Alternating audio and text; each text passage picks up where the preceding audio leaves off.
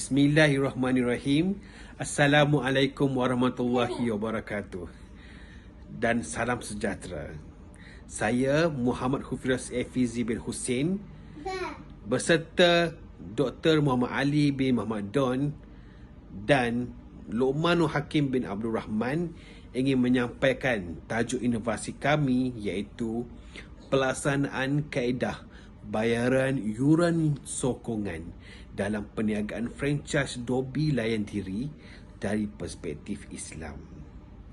Tajuk inovasi kami ini dijalankan berdasarkan kepada pelaksanaan perniagaan franchise Dobi Layan Diri di sekitar daerah Petaling Jaya, Selangor yang berlangsung kajiannya bermula daripada tahun 2020 sehingga 2022. Oleh itu, mari kita lihat isi kandungan kajian ini. Kajian ini menarik untuk dirungkaikan, melihatkan kepada abstrak, permasalahan kajian, sorotan kajian lepas, metodologi kajian, isu dalam kajian dan hasil kajian sendiri akan menjawab segala persoalan-persoalan yang bermain di fikiran berdasarkan kepada objektif kajian ini. Kajian ini dijalankan ke atas perniagaan franchise Dobi Layan Diri, melihatkan struktur pembayaran yuran sokongan daripada penerima franchise kepada pemberi franchise. Berdasarkan tinjauan yang dijalankan, terdapat isu membabitkan pembayaran yuran sokongan sehingga membawa kepada pertikaian, perbalahan di antara mereka yang terlibat. Pertikaian dan pertelingkahan tersebut berlarutan dari masa ke semasa selepas tidak dijumpai inisiatif yang berefektif untuk menangkis isu-isu tersebut daripada berlarutan. Oleh itu, kajian ini akan mencuba mencadangkan langkah-langkah atau kaedah pembayaran yuran sokongan secara efektif daripada perspektif Islam. Kajian ini dibangunkan berdasarkan 3 permasalahan penting yang menjadi teras kepada pembinaan kajian ini. Yang pertama, tiada garis panduan yang khusus terhadap pembayaran yuran sokongan dalam perniagaan franchise dari perspektif Islam. Yang kedua, tiada pihak yang berautoriti yang mengawal selia dan meletakkan syarat-syarat khusus dalam pelaksanaan perniagaan franchise Dobi Layan Diri.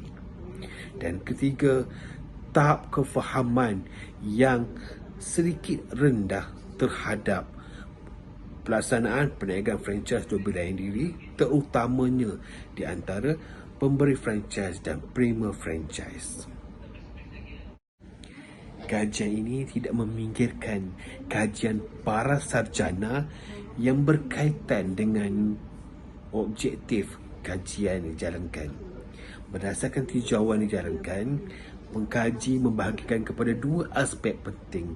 Yang pertama, aspek pembayaran dalam perniagaan franchise, dan kedua, aspek pembayaran dari segi hukum syarak.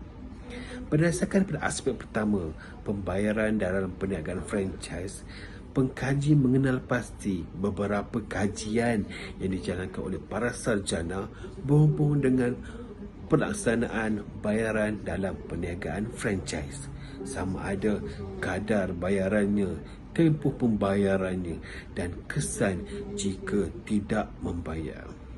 Manakala daripada aspek kedua pula, pelaksanaan bayaran dari sudut hukum syarak melihatkan daripada pelbagai senario berdasarkan kepada sumber-sumber hukum semasa dan seterus.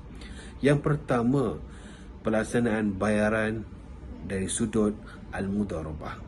Kedua, pembayaran dari sudut al-ijarah. Ketiga, pembayaran dari sudut al-wakalah. Dan begitu juga terdapat beberapa kajian para sarjana lain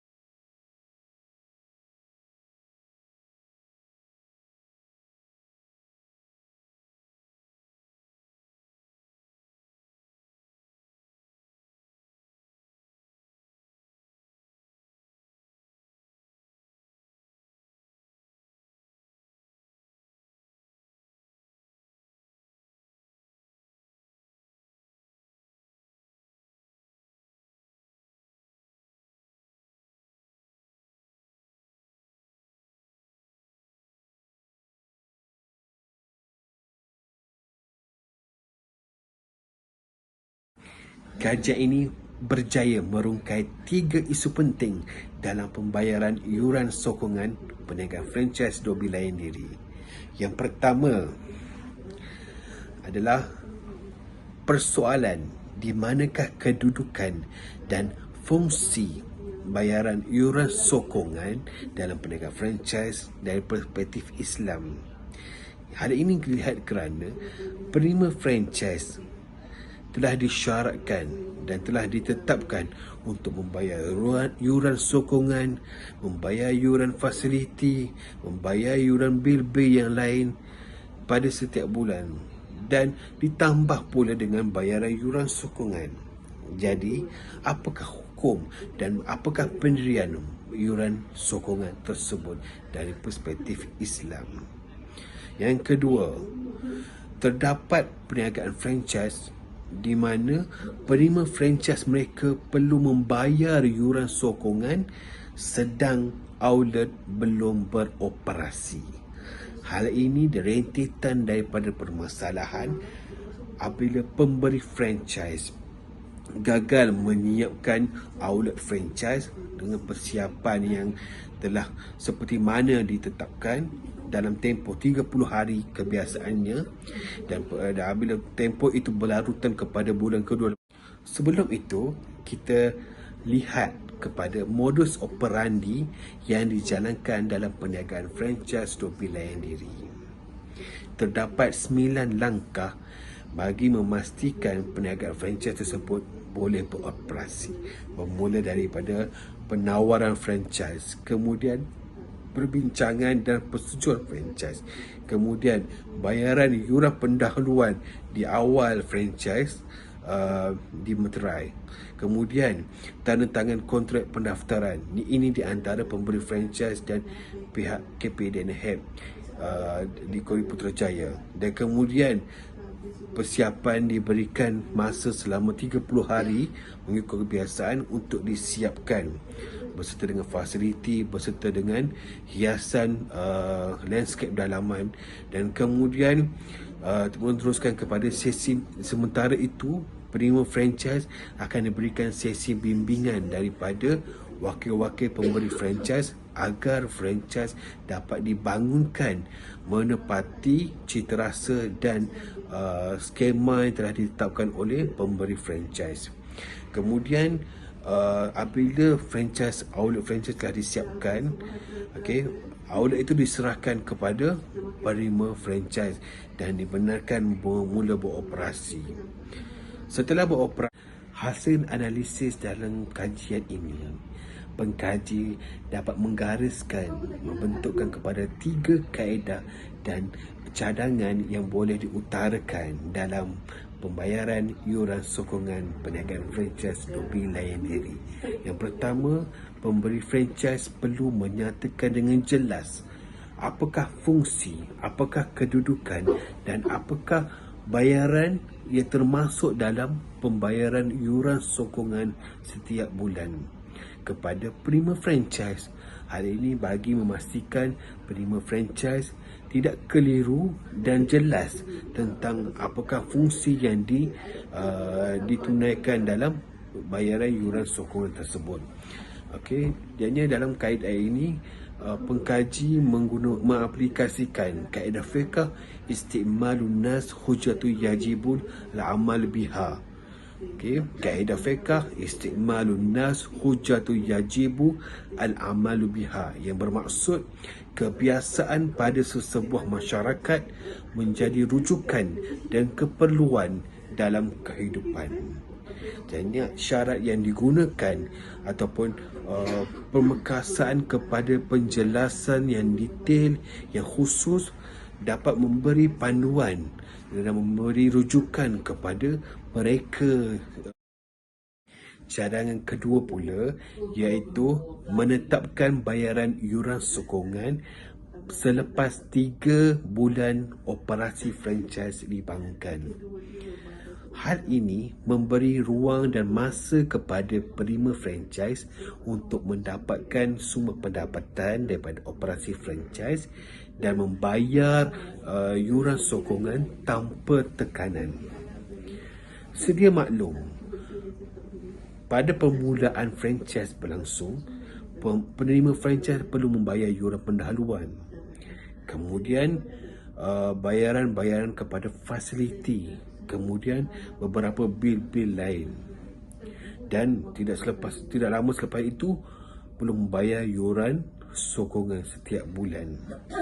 Hal ini memberi satu tekanan dan tamparan kepada penerima franchise untuk memulakan perniagaan dengan cadangan yang diberikan berdasarkan kepada dari perspektif Islam dan toleransi daripada pemberi franchise, bahawa yuran sokongan tersebut boleh dilewatkan selepas 3 bulan franchise beroperasi.